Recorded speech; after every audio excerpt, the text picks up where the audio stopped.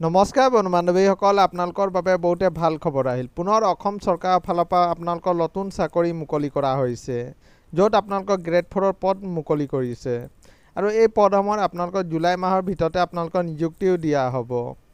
Qualification বিচাৰিছে মাথো আপোনালোকে 10 পাছ কৰা হ'লে আপোনালোকে আবেদন কৰিব পাৰিব। আৰু কোনো ধৰণৰ আপোনালোকে ৰিটেন এক্সাম দিব নালাগে, মাথো আপোনালোকে ইণ্টাৰভিউৰ জৰিয়তে আপোনালোকৰ চিলেকশ্যন কৰা হ'ব। আপোনালোকৰ কি পদ আছে, কিমান বয়সলৈকে আপোনালোকে আবেদন কৰিব পাৰিব আৰু কিদৰে আপোনালোকে আবেদন কৰিব, সবিশেষ জানিবৰ কাৰণে আমাৰ এই ভিডিঅ'টো আপোনালোকে শেষলৈকে চাই থাকিব। বলক ভিডিঅ'টো আৰম্ভ কৰোঁ। আপোনালোকে চাব পাৰে আপোনালোকৰ শিৱসাগৰ ডিষ্ট্ৰিক্টৰ ফালৰ পৰা এইসমূহ ভেকেঞ্চি মুকলি কৰা হৈছে। ইয়াত আপোনালোকৰ টোটেল 24টা আপোনালোকৰ গাঁও প্ৰধানৰ পদ আপোনালোকৰ মুকলি কৰা হৈছে। আৰু এই পদসমূহৰ বাবে আপোনালোকে অফলাইন আবেদন কৰিব লাগিব। আৰু কোন কোন গাঁৱৰ আপোনালোকে এই পদসমূহ মুকলি কৰা হৈছে আপোনালোকে চাব পাৰে। ইয়াত সকলো ডিটেইল আপোনালোকৰ দিয়া হৈছে।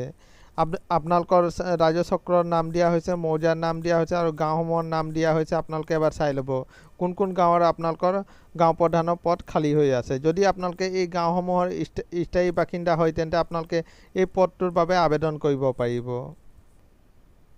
আৰু বয়স বিচৰা হৈছে আপোনালোকে চাব পাৰে। আপোনালোকৰ 30 বছৰ হ'ব লাগিব, তেতিয়া আপোনালোকে এই পদটোৰ বাবে আবেদন কৰিব পাৰিব। আৰু আপোনালোকে শিক্ষাগত অৰ্হতা বিচৰা হৈছে, আপোনালোকে মাথো 10 পাছ কৰা হ'লেই আপোনালোকে আবেদন কৰিব পাৰিব। আৰু আপোনালোকৰ যিখন গাঁৱৰ বাবে গাঁও প্ৰধানৰ পদ মুকলি কৰা হৈছে, এই গাঁৱৰ আপোনালোকে স্থায়ী বাসিন্দা হ'লে আপোনালোকে আবেদন কৰিব পাৰিব।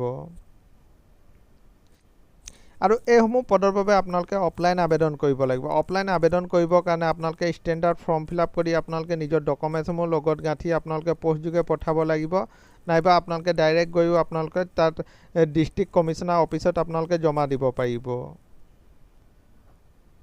আৰু আপোনালোকে আবেদনৰ লাষ্ট ডেট ৰখা হৈছে আপোনালোকে 3 জুলাইলৈকে এই পদসমূহৰ বাবে আবেদন কৰিব পাৰিব।